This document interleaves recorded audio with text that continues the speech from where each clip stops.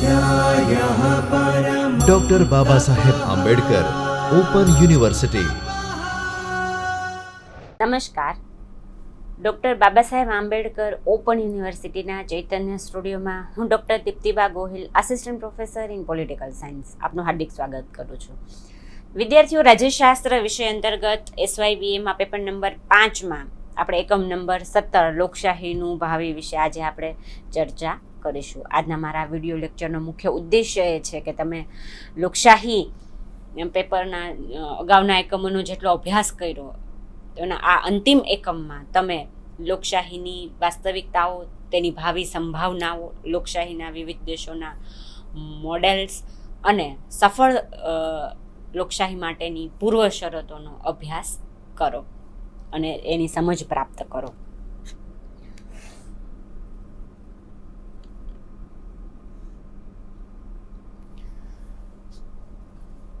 આજના આ વિડીયો લેક્ચરમાં સૌપ્રથમ આપણે વાત કરીશું લોકશાહીને સફળ કરવા માટેની પૂર્વ શરતો।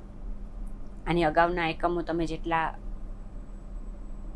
ભણી ચૂક્યા છો, એના વ્યાખ્યાન તમે જે સાંભળ્યા, એના આધારે આજનું આ વિડીયો લેક્ચર તમે સરળતાથી સમજી શકશો।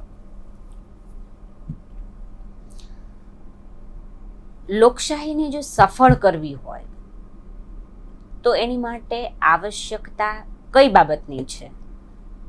શું કરવાથી લોકશાહી વધારે મજબૂત કરી શકાય, લોકશાહીને વધારે ને વધારે એના મૂળિયાઓ ઊંડા કરી શકાય, એની સમજ આપણે પ્રાપ્ત કરીશું, જેના આધારે લોકશાહીનું ભાવિ કેવા પ્રકારનું આપણને દેખાઈ રહ્યું છે તેની પણ આપણે ચર્ચા કરીશું। કારણ કે આપણે વિશ્વના અમુક લોકશાહી દેશોના જે મોડેલ્સ છે વિવિધ પ્રકાર, એનો પણ અભ્યાસ કરીશું અને એના આધારે જ લોકશાહીની ભાવિ સંભાવનાઓને, શક્યતાઓને અને વાસ્તવિકતાઓને સમજી શકીશું। તો સૌપ્રથમ સમજીએ સફળ લોકશાહીની પૂર્વ શરતો। સફળ લોકશાહી માટે શું આવશ્યક છે, એવો પ્રશ્ન તમને પણ એક વિદ્યાર્થી તરીકે મનમાં અત્યારે થતો હશે। લોકશાહીની વિભાવના, પ્રકારો, સ્વરૂપ, મૂલ્યો, પદ્ધતિઓ, ફાયદાઓ અને સિદ્ધિઓ અને તેના પડકારો, આ સમગ્રનો જ્યારે આપણે અભ્યાસ કરીએ છીએ ત્યારે તેના આધારે લોકશાહીને સફળ કઈ રીતે કરી શકાય એનો વિચાર કરવામાં આવે છે। લોકશાહીને જો સફળ કરવી હશે તો ચોક્કસ પ્રકારની બાબતોનું ધ્યાન રાખવું પડશે। દરેક દેશની પરિસ્થિતિ, એનું પર્યાવરણ, એની ભૂગોળ, લોકોની પરિપક્વતા, લોકોની જાગૃતિ, શાસકોની વૃત્તિ, એમનું નેતૃત્વ, ઘણી બધી બાબતો આની પર અસર કરે છે। પણ સૌથી અગત્યની વાત જે છે કે લોકશાહીમાં સત્તાનું લોકશાહી વિકેન્દ્રીકરણ થવું જોઈએ। લોકશાહીને ખરા અર્થમાં જો સફળ કરવી હોય તો સત્તાનું લોકશાહી ઢબે વિકેન્દ્રીકરણ કરવું આવશ્યક છે। એટલે કે ઉપરથી નીચે સુધી સત્તા વહેંચાયેલી હોવી જોઈએ, સત્તાનું ડિસેન્ટ્રલાઇઝેશન થવું જોઈએ। લોકશાહીમાં પ્રજા દ્વારા ચૂંટાયેલા પ્રતિનિધિઓ સત્તાના સૂત્રો સંભાળે છે। કેન્દ્ર કક્ષાએ, રાજ્ય કક્ષાએ અને સ્થાનિક કક્ષાએ તેનું વિકેન્દ્રીકરણ થવું જોઈએ। વિવિધ પદાધિકારીઓ અને અધિકારીઓ વચ્ચે પણ સત્તાનું વિકેન્દ્રીકરણ થવું જોઈએ। સત્તાનું વિકેન્દ્રીકરણ થશે તો કોઈ ચોક્કસ વ્યક્તિ, પક્ષ કે વર્ગ કે મર્યાદિત જૂથનો ઇજારો સ્થપાશે નહીં। બીજી અનેક પૂર્વ શરત છે કે લોકશાહી સાથે સુસંગત વિચારધારા હોય તેનો સ્વીકાર થવો જોઈએ। લોકશાહીની સાથે સુસંગત એવી વિચારધારાઓ જેવી કે ઉદારમતવાદ, સમાજવાદ, ઉપયોગિતાવાદ વગેરેનો સ્વીકાર થવો જોઈએ. વિવિધ પ્રકારની વિચારધારાઓનો અભ્યાસ તમે આગળના વર્ષમાં TYBAમાં વિશેષ પ્રમાણમાં કરશો. સરકાર અને ધારાસભાએ નીતિ ઘડતર કરતી વખતે આ વિચારધારાઓના હાર્દને નજર સમક્ષ રાખીને તેનું નિર્ધારણ કરવું જોઈએ. લોકોએ પણ આ પ્રકારની આ વિવિધ વિચારધારાઓના સિદ્ધાંતોને ચરિતાર્થ કરવાનો પ્રયત્ન કરવો જોઈએ. એટલે કે લોકોએ એવું વર્તન રાખવું જોઈએ, એવો વ્યવહાર અમલમાં મૂકવો જોઈએ. તે માત્ર એક આદર્શ ન બની રહે તેનું ખાસ ધ્યાન રાખવું જરૂરી છે. કારણ કે આ વિચારધારાના કેન્દ્ર બિંદુમાં માનવી, સમાજ અને તેનું કલ્યાણ છે.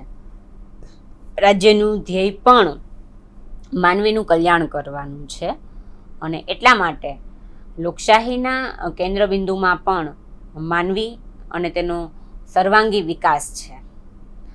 લોકશાહી સાથે સુસંગત ન હોય તેવી બાબતોથી રાજ્યએ દૂર રહેવું જોઈએ. ત્રીજી એની સફળતાની પૂર્વ શરત છે આર્થિક, સામાજિક અને રાજકીય લોકશાહીનું ખરા અર્થમાં અમલ. લોકશાહીમાં આર્થિક લોકશાહી અંતર્ગત લોકોને રોજગારીની તકો ઉપલબ્ધ થાય તે આવશ્યક છે. એટલે કે કામના પ્રમાણમાં યોગ્ય વેતન પ્રાપ્ત થાય, ઉત્પાદનના સાધનોનું સમાન અને ન્યાયી વિતરણ થાય તે આવશ્યક છે અને તે લોકશાહીનો આધાર સ્તંભ છે. લોકશાહીમાં અર્થવ્યવસ્થા એવી રીતે બનાવવી અને વિકસાવવી જોઈએ જે સમાજમાં ખરા અર્થમાં આર્થિક લોકશાહી સંભવિત બને. તે માત્ર એક આદર્શ ન રહેતા હકીકતમાં શક્ય તેટલો અમલ કરાવવો જોઈએ. ગરીબી, ભૂખમરો વગેરે આર્થિક પ્રશ્નોનો ઉકેલ યોગ્ય રીતે લાવવામાં આવે તે આવશ્યક છે. આ ઉપરાંત સફળ લોકશાહી માટે આવશ્યક છે સામાજિક લોકશાહીનો બને ત્યાં સુધી એનો ફેલાવો થાય અને એનો સંપૂર્ણ અમલ થાય. કારણ કે સામાજિક એકીકરણ, સમાન તકોની પ્રાપ્તિ, ભેદભાવોની નાબૂદી, સમરસ સમાજનું નિર્માણ, વિભાજનકારી પ્રવૃત્તિઓનો ત્યાગ, વૈચારિક વૈમનસ્યનો યોગ્ય પ્રકારે ઉકેલ થાય તો જ સમાજમાં સામાજિક લોકશાહી સ્થાપી શકાય અને ખરા અર્થમાં એને ચરિતાર્થ કરી શકાય. એટલે કે સિદ્ધાંત અને વ્યવહારમાં ભેદ ન હોવો જોઈએ અને ભેદ હોવા છતાં પણ તે બંને વચ્ચેનું અંતર શક્ય એટલું ઘટાડવામાં આવે તો સામાજિક લોકશાહી સ્થાપી શકાય. ખાસ કરીને લઘુમતીઓના અને પછાત વર્ગોના હિતોનું રક્ષણ થાય તે પણ લોકશાહીમાં અભિપ્રેત છે, આવશ્યક છે. જોકે મૂળભૂત અધિકારોના માધ્યમ દ્વારા એને સ્થાપવાનો પ્રયાસ ચોક્કસ રીતે કરવામાં આવેલો છે, પણ બંધારણમાં મૂળભૂત અધિકારોને તો સ્થાન હોય, એના રક્ષણની જોગવાઈ પણ બંધારણમાં થયેલી હોવી જોઈએ.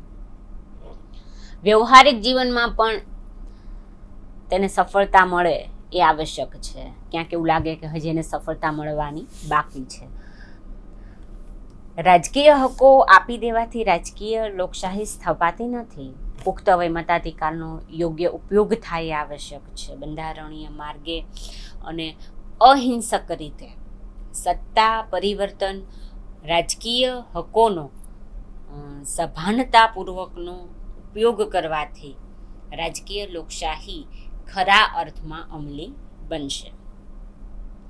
લોકશાહીની સફળતા માટે આર્થિક, સામાજિક અને રાજકીય સમાનતા અને ન્યાય આવશ્યક છે. આ ઉપરાંત લોકશાહીના પાયાના સિદ્ધાંતોનો અમલ થાય એ પણ એની એક પૂર્વ શરત છે. લોકશાહીના પાયાના સિદ્ધાંતો એટલે કયા સિદ્ધાંતો? આપણને એવું થાય સ્વાભાવિક વિદ્યાર્થી તરીકે તમને એવો પ્રશ્ન થતો હશે. તો બહુમતીનું શાસન, કાયદાનું શાસન, કે જેમાં કાયદાનું શાસનમાં આપણે કહીએ કે સૌની માટે કાયદો સમાન અને કાયદા માટે સૌ સમાન, પ્રજાની સહભાગિતાનો સિદ્ધાંત, આ સિદ્ધાંતો ખરા અર્થમાં અમલમાં આવે તે આવશ્યક છે. લોકશાહીનો એક જીવન રીતિ તરીકે સ્વીકાર થવો જોઈએ, એનો અમલ થવો જોઈએ, અને તો જ સ્વતંત્રતા, સમાનતા, બંધુત્વ અને સહકારના મૂલ્યો ચરિતાર્થ થાય, સમાજમાં ન્યાયપૂર્ણ વાતાવરણ ઊભું થાય. સરકાર, સમાજ અને વ્યક્તિ માટે આ મૂલ્યો અને સિદ્ધાંતોનો ખરા અર્થમાં સ્વીકાર થવો જોઈએ. રાષ્ટ્રપ્રેમની ભાવના ઉત્કટ બનાવવાની સાથે રાષ્ટ્રીય ચારિત્ર્યનું નિર્માણ પણ તેમાં મદદરૂપ બનશે. આ ઉપરાંત નાગરિક સમાજનું નિર્માણ થાય તે અત્યંત આવશ્યક છે. બીજી એની એક પૂર્વ શરત છે કે લોકશાહી દેશોએ આધુનિક પ્રવાહો સાથે તાલમેલ કરવો જોઈએ. કઈ રીતે? જેમ કે સફળ લોકશાહીની એક પૂર્વ શરત તરીકે જ્યારે આપણે વાત કરતા હોઈએ તો વિશ્વમાં જ્યાં જ્યાં આધુનિક લોકશાહી ધરાવતા જે દેશો છે એમાં રાષ્ટ્રીય મંચ તથા આંતરરાષ્ટ્રીય મંચ ઉપર અગત્યની ભૂમિકા ભજવતા હોય એવા પરિબળો અને પ્રવાહોની સાથે તાલમેલ કરીને ચાલવું જોઈએ. તો આ પણ એક અગત્યની બાબત છે. કોઈ પણ સરકારની સફળતાનો આધાર તેનું આયોજન, નીતિ નિર્ધારણ અને નીતિનું અમલીકરણ કેવા પ્રકારનું છે તેની ઉપર રહેલો હોય છે. ખાસ કરીને વિકસિત અને વિકાસશીલ દેશોની તુલનામાં અલ્પ વિકસિત દેશોએ કે ત્રીજા વિશ્વના નવોદિત દેશોએ ઘણું ખેડાણ કરવાનું બાકી રહે છે. વૈશ્વિકરણ, ખાનગીકરણ અને ઉદારીકરણ, લિબરલાઇઝેશન, પ્રાઇવેટાઇઝેશન અને ગ્લોબલાઇઝેશન, જેને આપણે LPG તરીકે ઓળખીએ છીએ. તો એના આ સાંપ્રત પ્રવાહો સાથે પોતાનું રાષ્ટ્રહિત કઈ રીતે જાળવવું જોઈએ, તેનું સંવર્ધન કઈ રીતે કરવું જોઈએ તેનો પણ વિચાર થવો જોઈએ. આધુનિક ટેકનોલોજીનો આવિષ્કાર કઈ રીતે કરી શકાય પોતાના દેશની વ્યવસ્થાને અનુરૂપ, નવીન પ્રયોગોને પ્રોત્સાહન આપવું જોઈએ. માનવ સંસાધનોનો યોગ્ય અને મહત્તમ વાજબી ઉપયોગ થવો જોઈએ. ટાંચા કે મર્યાદિત સાધનો હોય તો તેનો વિવેકપૂર્ણ રીતે વધુને વધુ મહત્તમ ઉપયોગ કરીને સમયની સાથે, વિશ્વ સાથે કદમ મિલાવીને ચાલવાનો પ્રયત્ન થવો જોઈએ અને તે આવશ્યક છે. પ્રચાર પ્રસારના માધ્યમો, ખાસ કરીને ઇન્ટરનેટને લગતી સુવિધાઓએ વિશ્વને આજે બહુ નાનું બનાવી દીધું છે. અન્ય દેશોની સાથેનું એનું જે જોડાણ છે, એનું આદાન પ્રદાન જે છે એ પ્રમાણમાં સરળ બન્યું છે અને ઝડપી બન્યું છે. લોકશાહી દેશોએ તેનો સંપૂર્ણ હકારાત્મક રીતે લાભ લેવો જોઈએ. બીજી એક એની પૂર્વ શરત છે કે સરકારી તંત્ર અને વહીવટી તંત્રનું સુચારુ રીતે સંચાલન થવું જોઈએ. સરકારના ત્રણેય અંગો, ધારાસભા, કારોબારી અને ન્યાયતંત્ર, એ ખરા અર્થમાં લોકશાહી ઢબે કાર્યશીલ બને તે આવશ્યક છે. પ્રજાનો વિશ્વાસ જાળવીને સ્વતંત્ર અને નિષ્પક્ષ રીતે સમગ્ર સરકારી તંત્ર વ્યવસ્થાનું સુચારુ રીતે સંચાલન થાય તે લોકશાહી માટે પાયાની શરત છે, આવશ્યક છે, એની પૂર્વ શરત. કારણ કે અયોગ્ય હાથમાં જો સત્તા આવશે તો પરિણામલક્ષી જે કાર્ય થવું જોઈએ એ કરી શકાશે નહીં. સમષ્ટિનું કલ્યાણલક્ષી, રાષ્ટ્રહિતને લગતું કાર્ય કરી શકાશે નહીં. વહીવટી તંત્રની સફળતા એ લોકશાહીની સફળતા છે અને જાહેર વહીવટના આધુનિક ખ્યાલો જેવા કે સુશાસન, આપણે કહીએ કે ગવર્નન્સ, ગુડ ગવર્નન્સ, તો આવા વિકાસ વહીવટને પ્રોત્સાહન આપવું જોઈએ. તો વહીવટમાં પ્રામાણિકતા અને પારદર્શિતાને સ્થાન મળવું જોઈએ. લોકશાહીમાં એ આવશ્યક છે કે જ્યારે બ્યુરોક્રેસી કામ કરતી હોય તો નોકરશાહીમાં ભરતી, બઢતી, સંચાલનના ખ્યાલ અનુસારનો વહીવટ લોકશાહી ઢબે થાય, વધુને વધુ એ લોકશાહીમય બને એ આવશ્યક છે. બીજી એની શરત છે બંધારણીય સંસ્થાઓનું ગૌરવ જળવાવું જોઈએ. બંધારણીય સંસ્થાઓની ગરિમા જળવાય તે લોકશાહીની સફળતા માટે અત્યંત આવશ્યક છે. ચૂંટણી પંચ લોકશાહીમાં એક અગત્યની ભૂમિકા ભજવે છે. તો ચૂંટણી પંચની નિષ્પક્ષતા અને પ્રામાણિકતા ત્યારે જ જળવાઈ શકે જ્યારે એને એ પ્રકારનું મોકળાશ મળે. તેની સ્વતંત્રતા અને નિષ્પક્ષતા અનિવાર્ય છે અને તે સ્વતંત્ર રહીને પોતાનું કાર્ય કરી શકે એવો અવકાશ તેને મળવો જોઈએ, જે લોકશાહીને સફળ કરવા માટે જરૂરી છે. ત્યારબાદ યોગ્ય શિક્ષણ અને નીતિનું ઘડતર અને તેનું અમલીકરણ આ પણ એક એની પૂર્વ શરત છે, કારણ કે લોકશાહીમાં લોકો કેન્દ્ર સ્થાને છે. લોકોની જાગૃતિનો ઘણો ખરો આધાર શિક્ષણ ઉપર રહેલો છે. કોઈ પણ લોકશાહી દેશ પોતે અપનાવેલી શિક્ષણ નીતિ ઉપરથી ઓળખાય છે. લોકશાહીને સફળ કરવા માટે દરેક દેશ, લોકશાહી દેશ મતલબ, પોતાના દેશને અનુરૂપ આવે તેવી શિક્ષણ નીતિ અપનાવે છે. તો શિક્ષણ નીતિમાં જે તે દેશનું પ્રતિબિંબ જોવા મળે છે. એટલે કે શિક્ષણ નીતિનું ઘડતર, એનું અમલીકરણ ખૂબ અગત્યની બાબત છે કે જે ભવિષ્યમાં સારા, ઉમદા, સુયોગ્ય નાગરિકોનું નિર્માણ કરે છે અને લોકશાહી વ્યવસ્થા માટે તે અત્યંત આવશ્યક છે. નાગરિકો લોકશાહી વ્યવસ્થા અપનાવવા માટે, તેને લાયક બનવા માટે પ્રયત્નશીલ હોવા જોઈએ, એવા જાગૃત હોવા જોઈએ, તેવા શિક્ષિત હોવા જોઈએ. માત્ર સાક્ષર હોય એ જરૂરી નથી, સાથે સાથે તે શિક્ષિત પણ હોવા જોઈએ.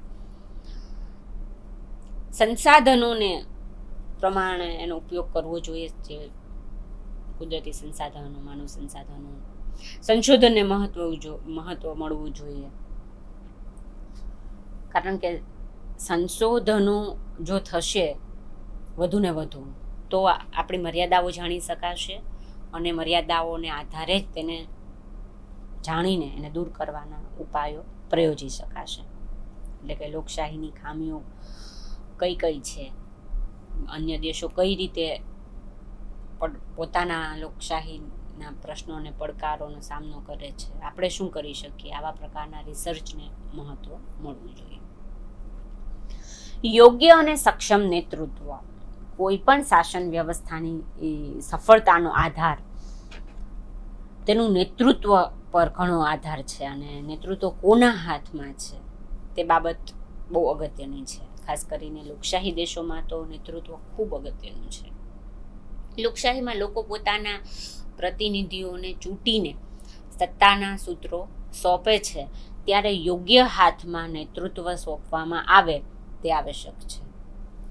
કુશળ, બાહોશ અને નીડર, દૂરંદેશી, લોકપ્રિય, મુત્સદ્દી ગુણો ધરાવતો નેતા રાષ્ટ્રહિતને વધુ સારી રીતે સમજી શકે છે. યોગ્ય અને સક્ષમ નેતૃત્વ લોકશાહીની સફળતાનો આધાર ગણાય છે. સુયોગ્ય અને સામર્થ્યવાન નેતૃત્વના અભાવમાં લોકશાહી ખરા અર્થમાં ચરિતાર્થ કરવી મુશ્કેલ બને છે અને એટલા માટે જ નેતૃત્વ યોગ્ય હાથમાં હોય તે આવશ્યક છે. ત્યારબાદ બીજી એની પૂર્વ શરત છે પ્રજાની સ્વયંભૂ જાગૃતિ. લોકોએ એ માનસિકતામાંથી બહાર આવવું પડશે કે લોકશાહીમાં તો સરકાર જ બધું કરે. સરકાર બધું જ નહીં કરી શકે. વ્યક્તિની, નાગરિકની પોતાની પણ જવાબદારી છે અને આ માટે વહીવટી તંત્રની જ સંપૂર્ણ જવાબદારી છે, સરકારની જ જવાબદારી છે. એવી માનસિકતામાંથી લોકોએ બહાર આવીને લોકોએ પોતે પણ પોતાના અધિકારો અને ફરજો પ્રત્યે સભાનતા દાખવવી પડશે. આપણા અધિકારો જેટલા આપણને પ્રિય છે એટલી ફરજો પણ નિભાવવી પડશે. પોતાની સુખ સુવિધાની પ્રાપ્તિ માટે પ્રયત્નશીલ બનવું પડશે. લોકમતની અસરકારકતા વધારીને રાજકીય હકોનો સભાનપૂર્વક ઉપયોગ કરીને લોકો લોકશાહીને વધુ દ્રઢ, મજબૂત, જીવંત અને સફળ બનાવી શકે છે અને તેમાં શંકાને કોઈ સ્થાન નથી. પ્રથમ દ્રષ્ટિએ આપણને આ પૂર્વ શરતો થોડીક આઈડિયલ વધારે લાગે, આદર્શયુક્ત વધારે લાગે, પણ જ્યારે લોકશાહીની વાત આવે છે, કેન્દ્રબિંદુમાં લોકોની વાત આવે છે, લોકોના સર્વાંગી વિકાસની વાત આવે છે, તો લોકશાહીના પરિચાલન માટે આ પૂર્વ શરતો આવશ્યક છે. હવે આપણે અભ્યાસ કરીશું લોકશાહીના મોડેલ. લોકશાહીના મોડેલ એટલે કે પ્રથમ તબક્કામાં આપણે એની પૂર્વ શરતો જાણીને હવે આપણે વિશ્વમાં અગત્યના જે 3-4 દેશોના અગત્યના જે મોડેલ્સ છે લોકશાહીના, તો એની થોડીક આપણે વાત કરીશું કે આ અમેરિકા છે તો અમેરિકાનું લોકશાહીનું મોડેલ આ પ્રકારનું છે, સ્વિટ્ઝરલેન્ડ છે તો સ્વિટ્ઝરલેન્ડનું લોકશાહીનું મોડેલ આ પ્રકારનું છે, ભારત છે તો ભારતનું લોકશાહીનું મોડેલ આ પ્રકારનું છે, બ્રિટન છે તો બ્રિટનનું લોકશાહીનું મોડેલ આ પ્રકારનું છે. તો વિશ્વના ઘણા દેશોએ શાસનના એક ઉત્તમ પ્રકાર તરીકે જ્યારે લોકશાહીનો સ્વીકાર કર્યો છે, ત્યારે દરેક લોકશાહી દેશની એક ચોક્કસ લાક્ષણિકતાઓ છે. દરેક દેશનું બંધારણ પણ અલગ અલગ લાક્ષણિકતાઓ ધરાવે છે અને એના આધારે તેમની વચ્ચે રહેલા સામ્યતાઓ અને તફાવત આપણને ખ્યાલ પડે છે. તો સૌપ્રથમ આપણે વાત કરીશું અગત્યના કેટલાક લોકશાહી દેશોના મોડેલ અંતર્ગત અમેરિકાના મોડેલની. અમેરિકાનું મોડેલ આમ તો જાણીએ પહેલાં બ્રિટન, કારણ કે બ્રિટન તો એનાથી પણ પ્રાચીન છે, તો બ્રિટનનું મોડેલ જાણવું જરૂરી છે. બ્રિટનનું બંધારણ વિશ્વના ઘણા લોકશાહી દેશોના બંધારણોના ઘડતર માટે પ્રેરણારૂપ બન્યું હોવાથી તેને બંધારણોની માતા તરીકે ઓળખવામાં આવે છે અને એટલા માટે સૌપ્રથમ આપણે બ્રિટનના મોડેલની વાત કરીશું. બ્રિટનનું લોકશાહી મોડેલ કેવા પ્રકારનું છે, કારણ કે બ્રિટનની લોકશાહી સંબંધિત અગત્યની બાબતો કે લાક્ષણિકતાઓનો પરિચય મેળવવો સૌપ્રથમ જરૂરી છે. બ્રિટનમાં લોકશાહીના બહુમતી શાસનનો સિદ્ધાંત ત્યાં અમલમાં મૂકવામાં આવ્યો છે. સામાન્ય ચૂંટણીમાં જે રાજકીય પક્ષ આમ સભામાં બહુમતી બેઠકો મેળવે છે તે સરકારની રચના કરે છે.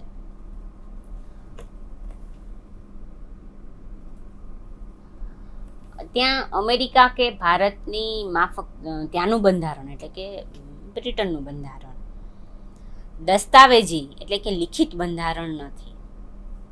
બ્રિટનનું બંધારણ જે છે એ ક્રમિક રીતે એનો વિકાસ થયેલો જોવા મળે છે. બંધારણ સભા દ્વારા તેનું ઘડતર થયેલું નથી. બ્રિટનમાં એકતંત્રી સરકાર અસ્તિત્વ ધરાવે છે અને મધ્યસ્થ સરકાર પાસે એક જ કેન્દ્ર સરકાર પાસે સત્તાનું કેન્દ્રીકરણ થયેલું છે. બ્રિટનમાં સ્થાનિક સરકારોનું અસ્તિત્વ છે. તે પ્રમાણમાં આમ જુઓ તો સ્વાયત્તા ધરાવે છે, પણ બ્રિટનમાં ધારાસભા એ સર્વોપરિતા ધરાવે છે અને જેમાં આમ સભા, ઉમરાવ સભા અને તેના રાણીનો સમાવેશ થાય છે. બ્રિટનમાં સંસદીય સરકાર અમલમાં છે અને એટલા માટે જ ધારાસભા અને કારોબારી ગાઢ રીતે એકબીજાની સાથે સંકળાયેલા છે. બ્રિટનમાં સુપરિવર્તનશીલ બંધારણ હોવાથી પરિવર્તન કે ફેરફાર સરળતાથી કરી શકાય છે. પ્રમાણમાં એટલો દુષ્કર બનતો નથી. બ્રિટનમાં કાયદાના શાસનનો પણ સ્વીકાર કરવામાં આવ્યો છે. ન્યાયતંત્રની સ્વતંત્રતાનો સ્વીકાર કરવામાં આવ્યો છે. લોકશાહી હોવા છતાં વંશ પરંપરાગત વારસાગત સિદ્ધાંતનો પણ ત્યાં સ્વીકાર કરવામાં આવ્યો છે. બ્રિટનમાં દ્વિપક્ષ પદ્ધતિના મૂળ ઊંડા જોવા મળે છે. રૂઢિચુસ્ત અને મજૂર પક્ષ એટલે કે સબળ પક્ષો તરીકે ત્યાં કામગીરી કરેલ છે અને બ્રિટનમાં ધારાગૃહો આમસભા અને ઉમરાવ સભા તરીકે ઓળખાય છે. તાજ એ નામની કારોબારી છે અને વડાપ્રધાન એ ત્યાં વાસ્તવિક કારોબારી છે. બ્રિટનમાં અદાલતી સમીક્ષાના સંદર્ભમાં એવું કહેવાય કે અદાલતોને કાયદાની બંધારણીયતા કે ગેરબંધારણીય નક્કી કરવાની સત્તા ત્યાં નથી. જ્યુરી પદ્ધતિનો ત્યાં સ્વીકાર થયેલો છે. હવે આપણે વાત કરીશું અમેરિકાનું મોડેલ. અમેરિકાનું બંધારણ દસ્તાવેજ કે લેખિત સ્વરૂપે સ્વીકારવામાં આવ્યું છે. અમેરિકાનું જે બંધારણ છે બહુ ટૂંકું ને સંક્ષિપ્ત છે. અમેરિકામાં લોકશાહીનો પ્રકાર એટલે કે પ્રમુખીય સરકારનો સ્વીકાર કરવામાં આવ્યો છે, જેમાં કારોબારી ધારાસભાને જવાબદાર નથી. કારોબારીના સભ્યો ધારાસભ્યો નથી ને તે ધારાસભામાં હાજર રહેતા નથી ને કારોબારીએ સત્તા સ્થાને રહેવા ધારાસભા ઉપર આધાર રાખવો પડતો નથી. ધારાસભા કારોબારી ઉપર અવિશ્વાસની દરખાસ્ત રજૂ કરી શકતી નથી અને કારોબારી ધારાસભાનું વિસર્જન કરી શકતી નથી. પ્રમુખ ત્યાં સર્વોપરી સત્તા ધરાવે છે ને તે વાસ્તવિક કારોબારી છે. પ્રમુખે સરકારનો ત્યાં સ્વીકાર થયો હોવાથી ત્યાં નામની કારોબારી અમલમાં નથી. અમેરિકામાં ફ્રેન્ચ ચિંતક મોન્ટેસ્કના સત્તા વિશ્લેષણના સિદ્ધાંતની ગાઢ અસર જોવા મળે છે અને સરકારના ત્રણેય શાખાઓ કે અંગો ધારાસભા, કારોબારી અને ન્યાયતંત્રને એકબીજાથી અલગ રાખીને કાર્ય તેઓ કરે છે. કોંગ્રેસે ઘડેલ કાયદો બંધારણને અનુરૂપ ન હોય તો ન્યાયતંત્ર તેને રદબાતલ કરીને ગેરબંધારણીય જાહેર કરી શકે છે. એટલે કે પ્રમુખ સર્વોપરી અદાલતને ન્યાયાધીશોની નિમણૂક કરવાની સત્તા ધરાવે છે અને પ્રમુખ પર દોષારોપ મૂકવાનું કાર્ય પ્રથમ ગૃહ કરે છે, જ્યારે સેનેટ દોષારોપની અદાલત તરીકેનું કાર્ય કરે છે. અમેરિકાનું બંધારણ દુષ્પરિવર્તનશીલ છે અને અમેરિકાએ સમવાયતંત્રનો સ્વીકાર કર્યો છે. અમેરિકા સમવાયતંત્રી મોડેલનું ઉત્તમ ઉદાહરણ પૂરું પાડે છે. સમવાયતંત્રના અગત્યના લક્ષણોમાં દસ્તાવેજી અને સર્વોપરી બંધારણ, સમવાય અને એકમ સરકારો વચ્ચે સત્તાની સ્પષ્ટ વહેંચણી, તટસ્થ અને સર્વોપરી ન્યાયતંત્ર, બે નાગરિકતા વગેરેનો સમાવેશ થાય છે. અમેરિકામાં અદાલતી સમીક્ષાને ઘણું મહત્વ આપવામાં આવે છે અને પ્રાતિનિધિક લોકશાહીનો સ્વીકાર થયેલો છે. પરોક્ષ લોકશાહી હોવા છતાં પ્રત્યક્ષ લોકશાહીની અમુક રીતિઓ જેમ કે લોકપૃચ્છા, પહેલ અધિકાર અને પ્રતિનિધિને પાછા બોલાવવાના હકનો ઉપયોગ પણ ઘણા એકમ રાજ્યોમાં ત્યાં કરવામાં આવે છે અને આ દ્રષ્ટિએ ત્યાં પ્રત્યક્ષ ને પરોક્ષ લોકશાહીના તત્વોનું મિશ્રણ જોવા મળે છે. લોકશાહીના અધિકારોનો સ્વીકાર પણ ત્યાં થયેલો છે અને કાયદાનું શાસન પણ ત્યાં અમલમાં છે. બીજા ગૃહને ત્યાં સેનેટ તરીકે ઓળખવામાં આવે છે. અમેરિકામાં દ્વિપક્ષ પદ્ધતિના મૂળિયા ખૂબ ઊંડા છે એમ આપણે કહી શકીએ. ન્યાયતંત્રની સ્વતંત્રતા ઘણા પ્રમાણમાં, સારા પ્રમાણમાં છે એવું આપણે કહી શકીએ અને અદાલતી સમીક્ષાનો પણ સ્વીકાર કરવામાં આવે. હવે વાત કરીએ સ્વિટ્ઝરલેન્ડ કે જ્યાં દસ્તાવેજી બંધારણનો સ્વીકાર છે કે જે પ્રત્યક્ષ લોકશાહીનું ઉત્તમ ઉદાહરણ પૂરું પાડે છે અને પ્રજા પણ બંધારણમાં ફેરફાર કરવાની સત્તા ધરાવે છે. લોકપૃચ્છા અને લોકપહેલને એ બધી બાબતોને ત્યાં મહત્વ આપવામાં આવે છે. ત્યાંનું બંધારણ દુષ્પરિવર્તનશીલ પ્રમાણમાં છે. પહેલ અધિકાર ખૂબ અગત્યનો છે. પુખ્ત વય મતાધિકારનો ત્યાં સ્વીકાર કરવામાં આવેલો છે અને જોકે અમેરિકાના બંધારણ જેટલું ત્યાંનું ન્યાયતંત્ર એટલું બધું સર્વોપરી નથી. પ્રમુખી અને સંસદીય સરકારનું ત્યાં સંમિશ્રણ જોવા મળે છે.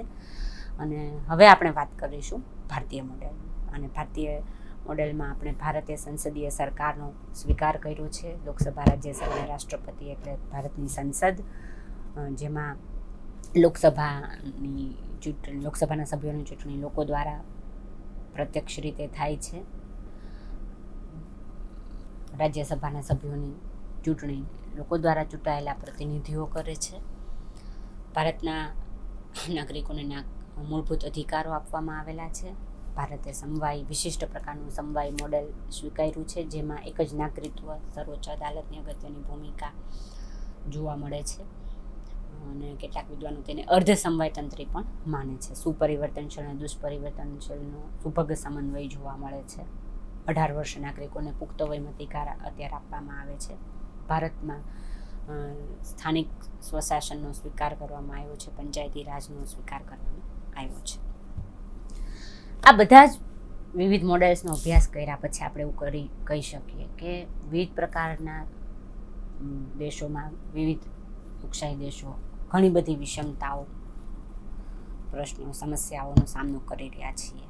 આમ છતાં લોકશાહીનો સમગ્ર રીતે જ્યારે અભ્યાસ કરીએ છીએ ત્યારે આપણે એવું કહી શકીએ કે આ પ્રશ્નો અને પડકારો હોવા છતાં લોકશાહી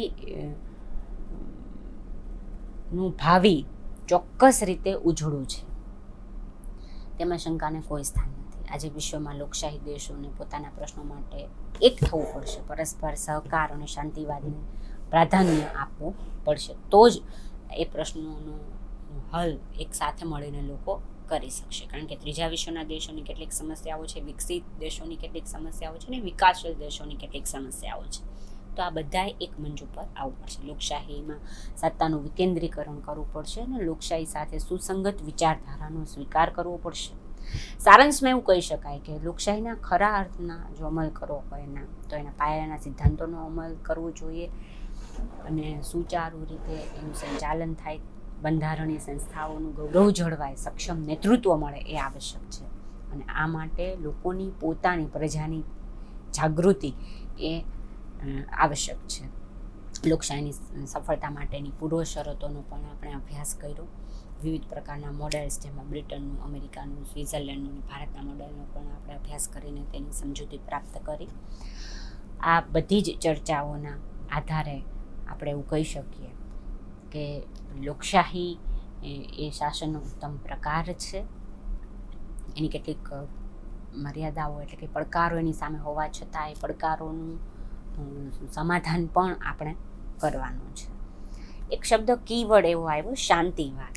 શાંતિવાદ એટલે શું? જો બધા જ યુદ્ધો ગેરવાજબી છે અને આંતરરાષ્ટ્રીય રાજકારણે આંતરરાષ્ટ્રીય કાનૂન અન્વયે લવાદી અને સંધિ મારફતે આગળ વધવું જોઈએ. મહાત્મા ગાંધી તેના સર્વોચ્ચ પક્ષકાર હતા.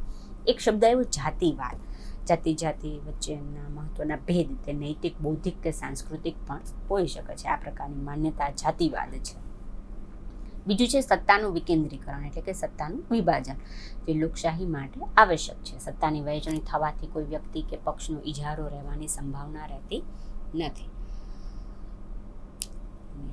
આ પ્રકારે આપણે અગત્યના મુદ્દાઓ વિશે ચર્ચા કરી. એક સ્વાધ્યાય રૂપે તમને એક પ્રશ્ન લખાવું, એની નોંધ કરી રાખો. તમારી અનુકૂળતાના સમયે તમે એનો જવાબ આપવાનો પ્રયત્ન કરજો.